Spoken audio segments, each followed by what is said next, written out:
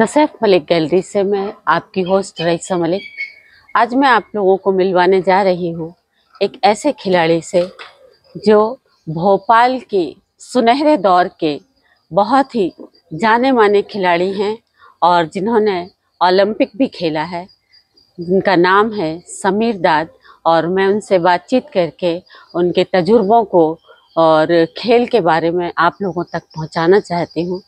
समीर भाई, आप हॉकी के बहुत अच्छे प्लेयर रहे हैं, आपने ओलंपिक भी खेला है और ये हॉकी का शौक जो है वो आपको कैसे लगा? देखिए, भोपाल जैसे आपने कहा कि भोपाल एक हॉकी की नर्सरी कहलाती थी उस ज़माने में। बिल्कुल। और हर जगह पे यहाँ देखिए जैसे बेनज़ीर ग्राउंड था या BHL या रेलवे ग्राउंड या सिकंदरिया में बहुत सारे नाम, मॉडल ग्राउंड, हर जगह सिर्फ हॉकी होती थी। अच्छा। और चूँकि हॉकी मेरी लेगेसी भी है क्योंकि मेरे फादर खेलते रहे हैं। अच्छा। बहुत नाम था उनका भोपाल में, जनाब इनामुर रहमान साहब के साथ, असलम शेर खान साहब के साथ जी। तो मेरे फादर खेलते थे, फिर मेरे सारे भाई, मतलब जो मेरी फैमिली है वो पूरी हॉकी की तरफ ही थी जी। तो मैं भी छोटा था तो फादर कभी कभी रेलवे ग्राउंड लेके जाते थे मुझे, और वहाँ बड़े बड़े खिलाड़ी हमारे जो भोपाल के, सलीम अब्बासी, जलालुद्दीन या और भी समद और मोहम्मद यूसुफ, हालांकि मोहम्मद यूसुफ मेरे बड़े पापा के ही लड़के हैं जी। तो ये लोग खेला करते थे और मैं छोटा सा था, जाया करता था और फादर लेके जाते थे जी।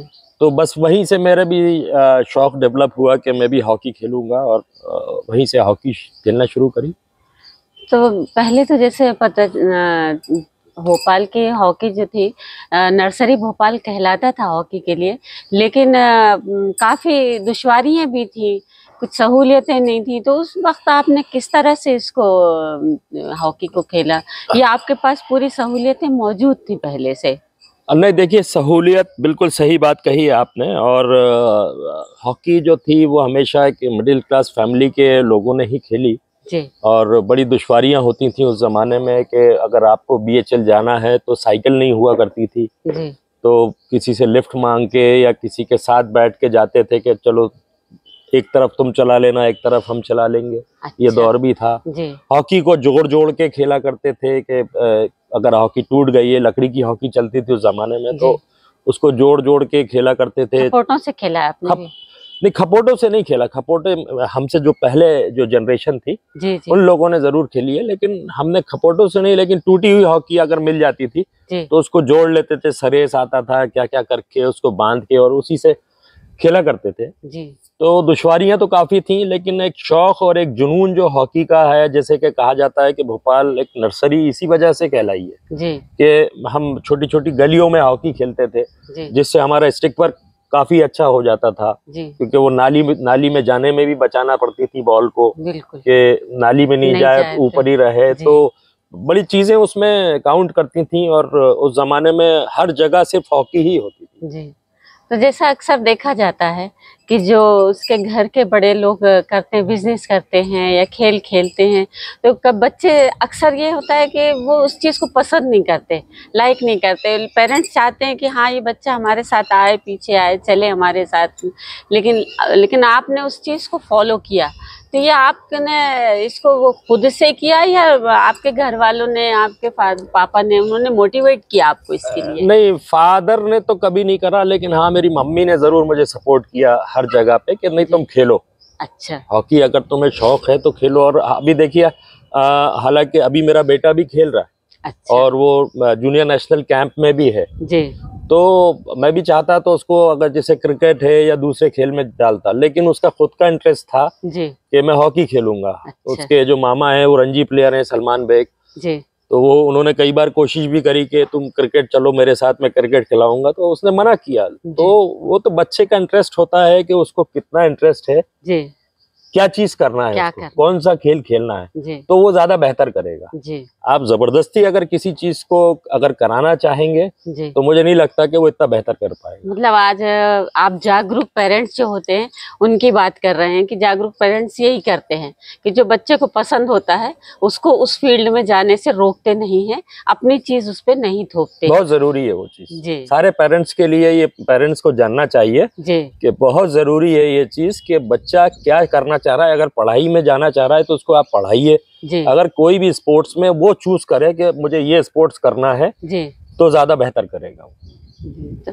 और आप ओलंपिक भी खेले हैं, तो आपका ये जब खेल में सिलेक्शन हुआ तो सिलेक्शन में आपको दुश्वारियां आई होंगी, किस तरह से आपने ओलंपिक में सिलेक्शन कैसे हुआ आपका? नहीं देखिए, टाइम अलग था उस टाइम पे, पोजीशन अपनी अपनी पोजीशन के प्लेयर हुआ करते थे जी। तो कई चीजें होती हैं। पहले हम साई हॉस्टल में आए 93 में, जहां हम ये ग्राउंड पे बैठे हैं आज।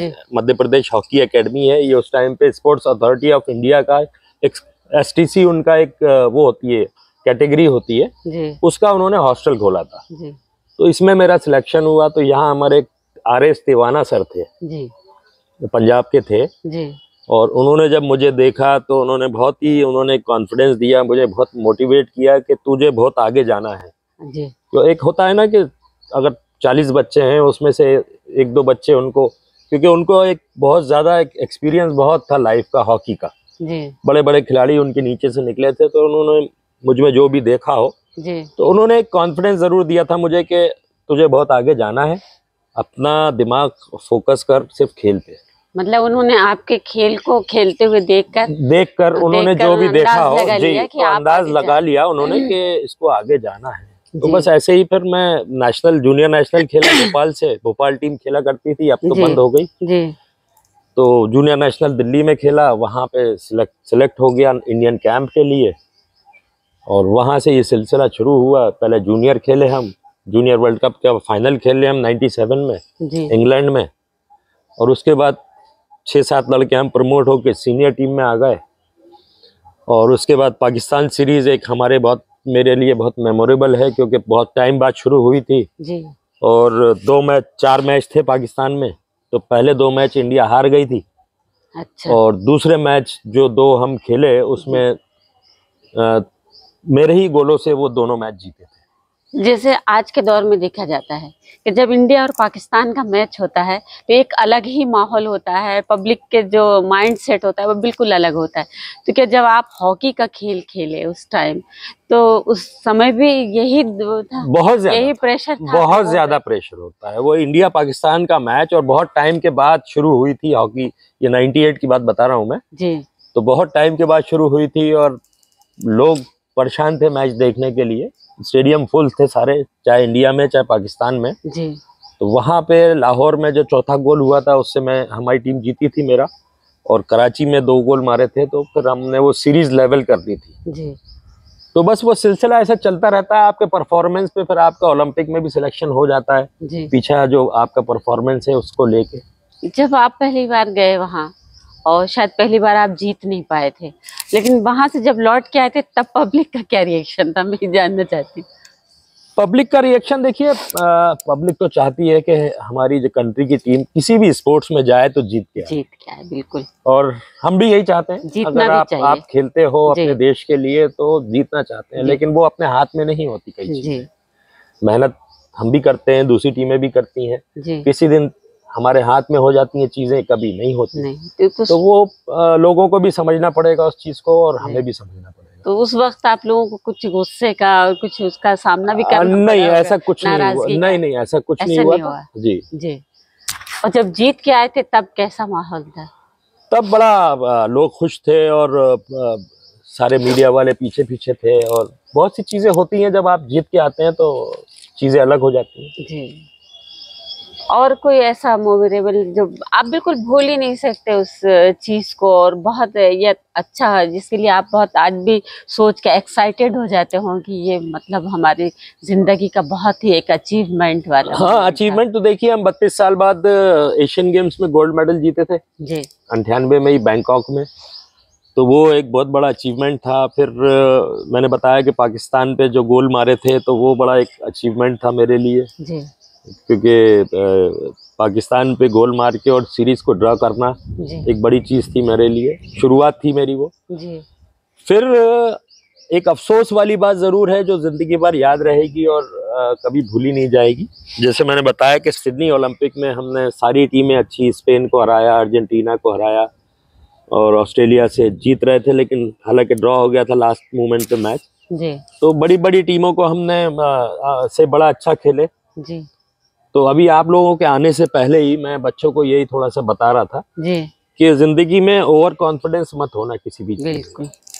तो वो कहीं ना कहीं आज भी छुपती है चीज के, थोड़ा सा हमारी टीम में ओवर कॉन्फिडेंस दिखने लगा था जी। क्योंकि बड़ी बड़ी टीमों को हराया था और पोलैंड एक हल्की टीम थी हमारे पूल में जी। तो उससे हम मैच 1-1 ड्रॉ हो गया था हमारा, जिसकी वजह से हम सेमीफाइनल नहीं पहुंच पाए थे सिडनी ओलंपिक में। अच्छा, अगर वो हम मैच सीरियस लेते और उस मैच को अगर हम 2-2 भी ड्रॉ खेलते, 1-1 भी नहीं 2-2 भी ड्रॉ खेलते, तो हम सेमीफाइनल खेलते और ओलंपिक में मेडल जरूर मिलता हमें। तो वो जिंदगी भर अफसोस रहेगा उस बात का, और वो टीज करती है जब भी चीज याद आती है जी। और मुझे याद है कि हम जब सिडनी में जब ओलंपिक विलेज में थे तो मेरे साइड वाले रूम में हमारे जो धनराज पिल्ले, बहुत बड़ा नाम है हिंदुस्तान का जी। रात भर उनका रोने की आवाज हमने सुनी है, क्योंकि उनको एहसास था कि क्या चीज हमारे हाथ से निकल गई जी। तो रात भर वो रोए हैं। तो वही चीज एक अफसोस वाली है। बाकी जब आप कंट्री के लिए खेलते हो तो हर पल आपका खुशियों वाला होता है जी। भोपाल के खिलाड़ियों ने, जैसे कि भोपाल नर्सरी था, पूरे देश में, पूरे विश्व में बहुत ही नाम कमाया है, पूरे हिंदुस्तान का नाम रोशन किया है। और आज देखा जाए तो वो चीज़ धीरे धीरे काफ़ी डाउनफॉल में चला गया है। तो अब उसको उस नर्सरी के उसमें बनाने, वापस लाने के लिए, खिलाड़ियों को मोटिवेट करने के लिए और क्या करना चाहिए हम लोगों को? हाँ, देखिए आजकल जो बच्चे हैं ये तो मालूम है आपको कि या तो मोबाइल से बड़े एडिक्टेड हैं। वो चीज़ दूर करने के लिए हमें बच्चों को ग्राउंड पे लाना पड़ेगा उनके पेरेंट्स से बात करके। अच्छा। और वही बच्चों को लाना है जिनको इंटरेस्ट है जी। और हॉकी, जैसे आपने कहा कि नर्सरी पूरे हिंदुस्तान में, क्या पूरे दुनिया में भोपाल की हॉकी मशहूर है, क्योंकि मैं दुनिया में घूमा हूँ, मुझे मालूम है कि भोपाल का क्या नाम है और हमारे पुराने प्लेयरों ने बहुत नाम किया है भोपाल का। लेकिन वो कुछ वजह ये रही कि कुछ हमारी आपस की लड़ाई रही, जो लोग हॉकी से दूर हुए जी। क्योंकि एसोसिएशंस की बड़ी लड़ाई रही, सही से टीम नहीं बनना, अच्छा, बहुत सी चीजें हैं जी। तो वो काफी खराबी रही बीच में। तो ऐसे कौन कौन से खिलाड़ी थे जो और आगे तक जा सकते थे, लेकिन बहुत लड़ाई की वजह से? बहुत से थे। एक टाइम होता है कि आपको, ये टाइम पे आपको, आप बिल्कुल दहलीज पे खड़े हैं, आपको अंदर जाना है जी। और उसी टाइम पे ये सब झगड़े, उस वजह से कई लड़के सिलेक्शन से कट गए, भोपाल टीम से नहीं पहुंच पाए, क्योंकि जब आप नेशनल में जाके परफॉर्म करोगे तो आप उस लेवल पे आओगे, आपको इंडिया कैंप के लिए सिलेक्शन होगा। तो बहुत सी चीजें होती हैं नेशनल से जी। आपको नौकरी मिलती है उसी से आप इंडिया कैंप में जाते हो, वहीं से फिर आपका एक जर्नी स्टार्ट होती है कंट्री के लिए खेलने की। लेकिन जब आप टीम ही अच्छे से नहीं भेज रहे, टीम के सिलेक्शन अच्छा नहीं हो रहा जी। और ये काफी टाइम तक रहा, तो उस दौरान जो अच्छे प्लेयर थे या पेरेंट्स थे, उन्होंने अपने बच्चों को दूर कर लिया हॉकी से। जैसे आज भी देखा जाता है कि जो मतलब रिस्पांस क्रिकेट वालों को मिलता है वो हॉकी को नहीं मिलता, जहां तक मेरे नॉलेज में है। बिल्कुल सही बात है। और देखिए, क्रिकेट की तो हम बराबरी कर ही नहीं सकते। कोई भी हिंदुस्तान में कोई भी खेल बराबरी कर ही नहीं सकता और करना भी नहीं चाहिए, क्योंकि वो खेल अलग है। मैं बताऊं आपको, हॉकी आम पब्लिक नहीं समझ पाती देख के कि हॉकी में हो क्या रहा है। सिर्फ वो समझेगी गोल में बॉल गई तो गोल हुआ। क्रिकेट में हर चीज मालूम है, कितने रन बनना है, कितनी बॉलें बची हैं, प्लेयर की पहचान बनती है, क्योंकि बहुत देर तक टीवी पर रहता है, क्लोजअप दिखाते हैं, बार बार एक्शन रिप्ले दिखाते हैं। सबसे बड़ी चीज है पैसा बहुत इन्वॉल्व हो गया है। बिल्कुल फाइनेंशियली जो उनका बोर्ड है, एक तो प्राइवेट है जी। हम जो हॉकी है या दूसरे खेल है वो गवर्नमेंट से अटैच है, आज भी अटैच है जी। वो प्राइवेट बोर्ड है, स्पॉन्सरशिप बहुत बड़ी बड़ी है उनके पास जी। पैसा बहुत है जी। तो वो प्लेयरों तक भी पहुंचता है पैसा। तो क्रिकेट की तो बराबरी हमें करना भी नहीं चाहिए, और जो करता है मुझे नहीं लगता कि उसको करना चाहिए। क्रिकेट और दूसरे खेलों, क्रिकेट एक अलग नहीं, एक दौर था, हमने भी देखा है कि हमारे बड़े लोग थे, वो जब क्रिकेट स्टार्ट हुआ था शुरू में, तो वो उसको लाइक नहीं करते थे। जी जी जी, बोले ये 4-4 6-6 दिन का खेल है, इतना समय किसके पास है। लेकिन जब हॉकी होती थी तो कान में रेडियो लगा, बिल्कुल सही बात कर रहा हूं, बिल्कुल सही बात कर रही हैं। और ये 83-84 का जो वर्ल्ड कप जीतने के बाद क्रिकेट का थोड़ा हिंदुस्तान में उरूज आया, और उसी को करते करते पहले 50 ओवर 60 ओवर का हुआ, फिर 50 ओवर का हुआ, अब 20 पे आया। 20 पे 3 घंटे में रिजल्ट आ जाएगा। और लीग भी इसीलिए शुरू करी गई है कि इंटरेस्ट बना रहे, क्योंकि क्रिकेट जो है बहुत सारी कंट्री नहीं खेलती, ग्लोबल स्पोर्ट्स नहीं है वो जैसे हॉकी या फुटबॉल या दूसरे खेल। आप उठा के देख लें कि अभी पाकिस्तान का जो है वो 18वें नंबर पे है। अच्छा। और उसके बाद भी कितनी टीमें हैं, तो 35-40 टीमें हॉकी जो एक्टिव हॉकी खेलती है। और क्रिकेट का वर्ल्ड कप अगर आप देखें तो 6 टॉप टीमें होती हैं, उसके बाद फिर वो यूएई को बुलाना पड़ता है, नीदरलैंड को बुलाना पड़ता है। लेकिन वो खेल लोगों को, आम पब्लिक को समझ में आता है, इसलिए ज्यादा पॉपुलर है। तो अभी हमको और क्या करना चाहिए कि हमारा भोपाल फिर से मतलब नर्सरी के तरफ चल पड़े और ज्यादा से ज्यादा खिलाड़ी इसमें शामिल? देखिए, जो जिम्मेदार हैं उनको सबको आगे आना पड़ेगा, या जो हमारे पुराने हॉकी प्लेयर हैं उनको भी आगे आके कुछ ना कुछ ऐसी एक मुहिम चलाना पड़ेगी कि लोग आए और अच्छे माहौल में हॉकी खेलें। क्योंकि ये जो मैं एकेडमी हूँ, मैं यहाँ पे चीफ कोच हूँ। मैं एयर इंडिया में था एक्चुअली, सीनियर एजीएम, और एयर इंडिया जब प्राइवेट हुई तो मैंने अभी वीआरएस लेके यहाँ पे मैं चीफ कोच हूँ। एज ए चीफ कोच मैं यहीं पे हूँ पिछले 4 साल से। तो ये माहौल अगर अच्छा बनता है तो आप देखो, ये बच्चे सब खेल ही रहे हैं ना हॉकी, और ये बहुत अच्छा खेल रहे हैं। हम नेशनल चैंपियन भी हैं, 2 साल पहले नेशनल चैंपियन भी हुए हैं। अच्छा। 6 बच्चे मेरे कोर ग्रुप में हैं, जो अभी 3 जूनियर इंडिया से गए भी थे खेलने बीच में। उसमें मेरा बेटा भी शामिल है 3 में। तो बच्चे निकल रहे हैं, अच्छे जा रहे हैं बच्चे। और भी बच्चे हैं जो हॉलैंड और यूरोप टूर करके आए हैं, इसी में बैठे हैं। तो जब अच्छा माहौल बनता है, अच्छी चीजें होती हैं, तो पेरेंट्स भी लाते हैं। और इसमें गवर्नमेंट को भी मदद करना चाहिए कि जैसे पहले जो खिलाड़ी खेलते थे, तो देखा गया कि पहले के खिलाड़ियों को कहीं ना कहीं किसी न किसी डिपार्टमेंट में नौकरी मिल जाती थी।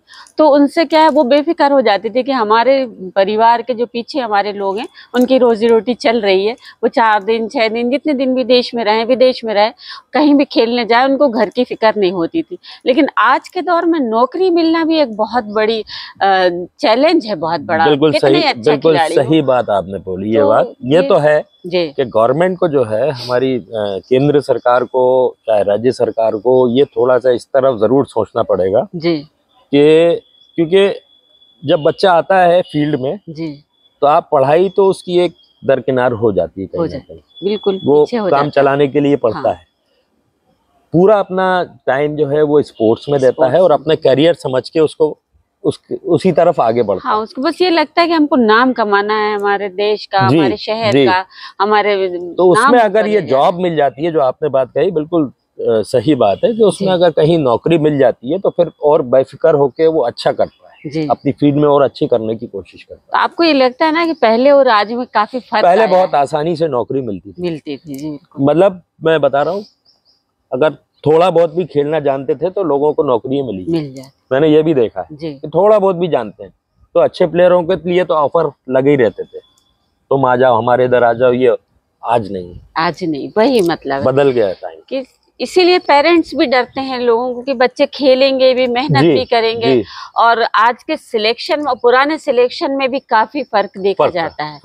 काफी फर्क है कि कभी कभी क्या होता है, बहुत अच्छा खिलाड़ी होता है लेकिन उसका सिलेक्शन नहीं होता, जबकि उसका होना चाहिए।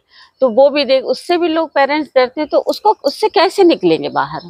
ट्रांसपेरेंसी लाना पड़ेगी। मैंने कहा ना कि जो जिम्मेदार लोग हैं उनको आगे आना पड़ेगा। जो बड़े हमारे खिलाड़ी हैं जो खेले हुए हैं, मैं ये नहीं कह रहा कि ओलंपिक ही खेले, बहुत से हैं, डोमेस्टिक में भी बहुत नाम है, खेले हैं, तो उनको आगे आके एक अच्छी मुहिम चला के पेरेंट्स को उनके जो मोटिवेट करके, थोड़ा सा उनका जो ब्रेन, जो दिमाग में चीजें घुसी हुई हैं, वो सब दूर करके फिर वो बच्चों को लाएंगे और एक अच्छा माहौल बना के। सबसे बड़ी चीज होती है कि आप माहौल कैसा बना हुआ है उस जगह का। अगर अच्छा माहौल है, बच्चे एंजॉय कर रहे हैं, एंजॉय करना चाहिए बच्चों, बिल्कुल एंजॉय कर रहे हैं, खेल भी रहे हैं, अपना कैरियर भी बना रहे हैं, उसी में पढ़ भी रहे हैं, तो फिर पेरेंट्स बेफिक्र होके। और सबसे बड़ी चीज़ होती है स्पोर्ट्स में, आजकल मैंने जैसे शुरू में जिक्र किया कि बच्चों को मोबाइल का बड़ा एडिक्शन है। मोबाइल लेके दिन दिन भर बैठे हैं, आंखें भी खराब हो रही हैं, चश्मे लग रहे हैं, बहुत सी चीजें हैं। ये जब आप फील्ड में आओगे तो आपको एक अलग ही माहौल है और ये दुनिया अलग है। मैं जो आम पब्लिक जो देखे ये प्रोग्राम, मैं उसको बताऊं ये दुनिया अलग है। आप एक बार अपने बच्चे को लाएं, देखें। मैं ये नहीं कह रहा हॉकी खिलाएं, कोई भी स्पोर्ट्स। ये जिम्मेदारी पेरेंट्स की भी बनती है। पेरेंट्स की भी बनती है हाँ, कि आप लेके जाएं बच्चे को। आप बच्चा स्कूल से आया, अब वो क्या कर रहा है रूम में, आपको नहीं मालूम। तो आप थोड़ा सा अपना वक्त देके उनको लेके आए फील्ड पे, कोशिश करें थोड़ा सा खिलाएं। तो और जो बच्चे खेलते हैं उनको क्या आप संदेश कुछ देना चाहेंगे? मैं वही बोलूंगा कि भाई थोड़ा सा, अगर आप स्पोर्ट्स की फील्ड बहुत अच्छी होती है जी, कोशिश करें कि थोड़ा टाइम निकाल के किसी भी स्पोर्ट्स में, चाहे वो क्रिकेट में जाना चाहे, चाहे हॉकी में, चाहे फुटबॉल में। आजकल हमारी मध्य प्रदेश गवर्नमेंट ने बहुत सारी यहाँ एकेडमीज खोली हुई हैं, तो आप वहाँ जाएं, घूम कर आएं अपने पेरेंट्स के साथ। जो आपको अच्छा खेल लगे उसमें जाएं, क्योंकि स्पोर्ट्स की एक अलग लाइफ है, एक अलग जिंदगी है। आप फिट भी रहते हो और अपना कैरियर भी बना सकते हो। हाँ जी, आजकल देखा गया जैसे कि लाइफ चेंज हो गई है बिल्कुल जी। लोगों को रात में जागना, दिन में सोना, मतलब ये थोड़ा सा पेरेंट्स को भी करना पड़ेगा कि थोड़ी मेहनत करें और बच्चों को ये सब चीजें दिखाएं, स्टेडियम दिखाएं, ले जाके बातचीत करें, उनको खेल का एक माहौल दें ताकि वो बच्चे उस खेल की तरफ उनका रुझान। आप कभी स्टेडियम ये वाले जाइएगा, टीटी नगर, यहाँ सारी अकेडमीज हमारी, ज्यादातर बैडमिंटन भी है, बॉक्सिंग भी है, बास्केटबॉल भी है, वाटर स्पोर्ट्स भी है अपने छोटे तालाब पे। तो वहाँ आप देखिए पेरेंट्स आते हैं, कई पेरेंट्स आते हैं, ऐसा नहीं है कि सब, वो लेके आते हैं बच्चों को, वो लाते हैं, स्पोर्ट्स में डालते हैं। कई लोग तो मेरी जानकारी में है कि यार आप बताओ कौन सा स्पोर्ट्स खेलें। मैंने कहा बच्चों को लेके जाओ जी, सारे खेल दिखाओ और 2-2 दिन उस खेल को खेलने दो जी। जहां उसको अच्छा लगे आप वहां डाल दो। सही। तो ये जिम्मेदारी पेरेंट्स की भी है। आपने स्कूल में एडमिशन करा दिया, बच्चा गया स्कूल, आ गया, अब आके क्या कर रहा है आपको नहीं मालूम। तो थोड़ा सा जिम्मेदार, क्योंकि वक्त बदल गया है, पहले के बच्चे अलग होते थे। हाँ, आपके बच्चे अलग हैं। पहले के बच्चे आउटडोर गेम खुद ही खेलते थे जाके। हम ही थे, हम कहीं क्रिकेट खेल रहे हैं, कभी हॉकी खेल रहे हैं, खेलते थे। अब बच्चे सिर्फ रूम में रहते हैं क्योंकि मोबाइल के अलावा कुछ दिखता ही नहीं है। तो ये पेरेंट्स की जिम्मेदारी है कि उनको कब मोबाइल दिलाना है जी, कब, जब तक वो अपनी जिंदगी की भलाई बुराई, अच्छाई बुराई नहीं, स्पेशली जब टीनेज के हैं तो थोड़ा संभालना पड़ता है। तो आपसे बातचीत करके बहुत अच्छा लगा और लोगों को बहुत कुछ जानकारी मिलेगी। आपने बहुत सिडनी भी खेला, पाकिस्तान भी खेला और इसके अलावा भी गए होंगे आप? हाँ, काफी खेला है। मेन ओलंपिक होता है इसलिए मैंने ओलंपिक का बता दिया आपको। और एशियन गेम जैसे हम जीते थे 32 साल बाद गोल्ड मेडल जी, तो मेन यही टूर्नामेंट होते हैं हमारे हॉकी के जी। तो हमारे दर्शकों को बहुत सारी जानकारियां आपसे मिल गई हैं और आगे हो सकता है कि आपसे की बातों से मोटिवेट होकर बहुत से पेरेंट्स भी अपने बच्चों को इस तरफ डालेंगे और खेलने के लिए उनको मोटिवेट करेंगे। और हम फिर मिलेंगे किसी नए खिलाड़ी के साथ, किसी दूसरे खिलाड़ी के साथ। बहुत शुक्रिया।